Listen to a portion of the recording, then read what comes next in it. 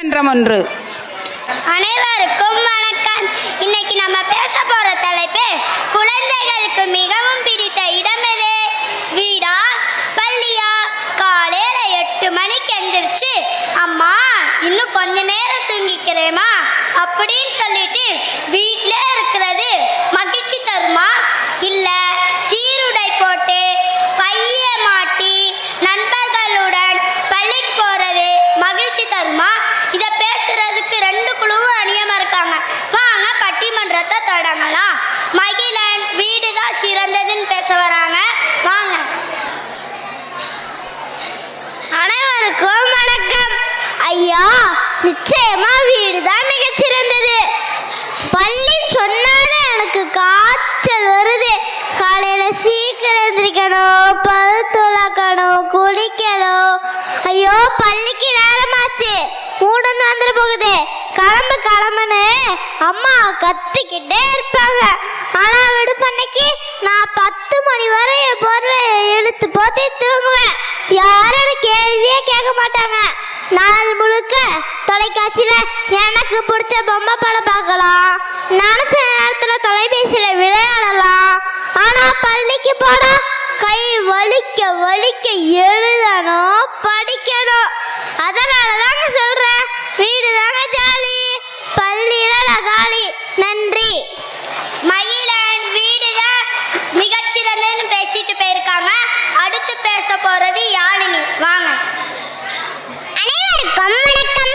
ஐயா, வீடுதான் மகிழ்ச்சின்னு சொல்றாங்களே, நீங்களே சொல்லுங்க. வீட்டுல உட்கார்ந்துட்டு இருந்தா வாழ்க்கையில ஏதாச்சும் சாதிக்க முடியுமா? பள்ளிக்கு போனா ஆசிரியர் எங்களுக்கு புரியுற மாதிரி பாட சொல்லி தருவாங்க, கணக்கு பட வைப்பாங்க.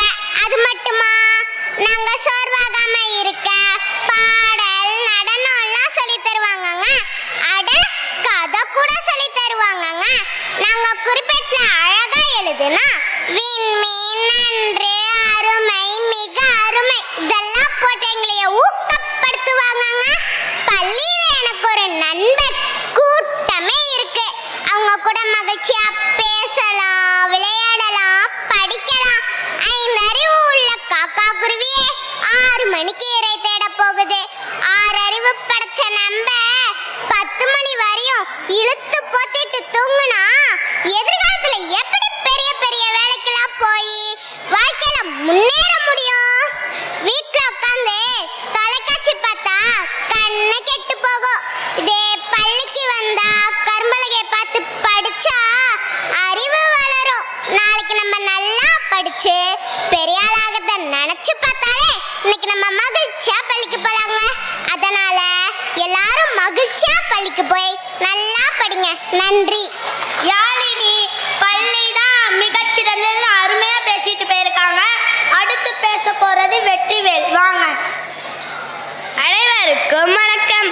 இதுக்கு முன்னாடி பேசினவங்க நல்லா படிச்சா நல்ல வேலைக்கு போகலான்னு பேசினாங்க. ஆனால் நல்லா படித்து நல்ல வேலைக்கு போகிறதுலாம் இந்த வயசில் எதுக்குங்க? சொகுசா வாழ வேண்டாமா? எனக்கு தேவையானது எங்கள் அப்பா வாங்கி தராரு, எனக்கு பிடிச்ச எங்கள் அம்மா சமைச்சு தராங்க. அப்புறம் எதுக்குங்க நான் பள்ளிக்கு போகணும்? நல்லா சாப்பிட்டோமா, மிதிவண்டி எடுத்தோமா, ஊர் சுத்த போனோமான்னு வாழ்க்கையை மகிழ்ச்சியாக அனுபவிச்சுட்டு போகணுங்க. எனக்கு எழுதுறது படிக்கிறது எதுவுமே பிடிக்காதுங்க. என்னை சுதந்திரமாக விட்டுருங்க. எங்களை சுதந்திரமாக விட்டாலே நாங்கள் நல்லா படிப்போங்க. எங்களை சுதந்திரமாக விட்டாலே நாங்கள் நல்லா படிப்போங்க. அதனால தாங்க எனக்கு பள்ளியே பிடிக்கவே பிடிக்காதுங்க. நன்றி. வெற்றிவேல் வீடுதான் மகிழ்ச்சின்னு பேசிட்டு போயிருக்காங்க. அடுத்து பேச போறது ஆதிரை மீனாட்சி. வாங்க. அனைவருக்கும் வணக்கம். இன்னைக்கு நான் பள்ளிக்கு போகாம வீட்லயே இருந்தா சோம்பேறியாத்தான் ஆக முடியும். பள்ளிக்கு போனாலும் போகலனாலும் அப்பா நம்மளுக்கு பிடிச்சதெல்லாம் வாங்கிதான் தருவாங்க, அம்மா நம்மளுக்கு பிடிச்ச உணவு செஞ்சுதான் தருவாங்க. இதெல்லாம் ஒரு காரணமாங்க. அப்பா அம்மாவோட கனவே நம்ம நல்லா படிச்சு வாழ்க்கையில முன்னேறணுன்றது தான். அப்பா அம்மாவோட கனவை நம்ம நனவாக்க வேண்டாமா? அதுக்கு நம்ம என்ன செய்யணும்? பள்ளிக்கு போகணும். பள்ளிக்கு போய் படித்தாதான் வாழ்க்கையில் முன்னேற முடியும். அதுக்கு நம்ம என்ன செய்யணும்? பள்ளிக்கு போகணும். பள்ளிக்கு போய் படித்தாதான் வாழ்க்கையில் முன்னேற முடியும் என்று கூறி என் உரையை முடித்துக் கொள்கிறேன். நன்றி. அருமை அருமை. அடுத்து பேச போறது விகாஷினி. வாங்க. அனைவருக்கும் வணக்கம். பள்ளிக்கு போனா வீட்டு பாடம் கொடுப்பாங்க, கணக்கு போட சொல்லுவாங்க, தேர்வு வைப்பாங்க. எனக்கு கணக்குனாலே பிடிக்காதுங்க. காரிக்கிழமை விடுப்பே விட மாத்திக்கிறாங்க. ஞாயிற்றுக்கிழமை ஒரு நாள் தான் போடுறாங்க.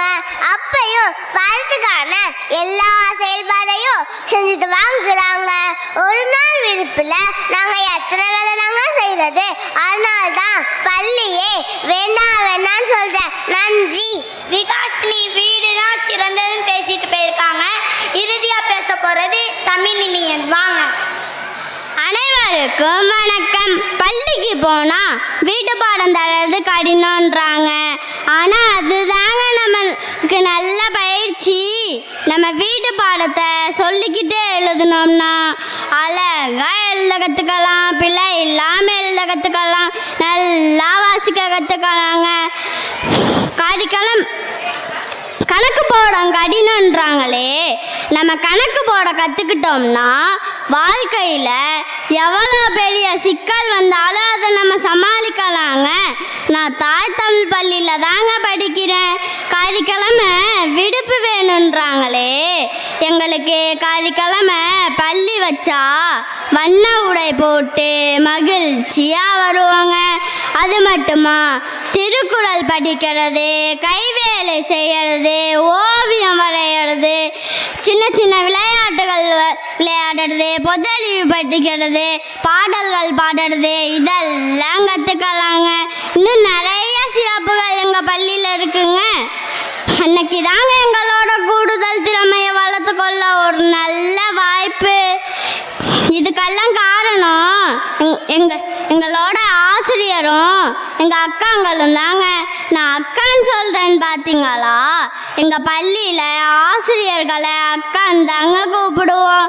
அவங்களும் எங்களை அவங்களோட குழந்தைகள் மாதிரி தான் பார்த்துக்கிறாங்க.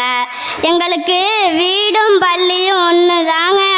எங்களை மாதிரி ஒரு நல்ல பள்ளி உங்களுக்கு கிடைச்சா பள்ளிக்கு போக மாட்டேன்னு சொல்லவே மாட்டீங்க.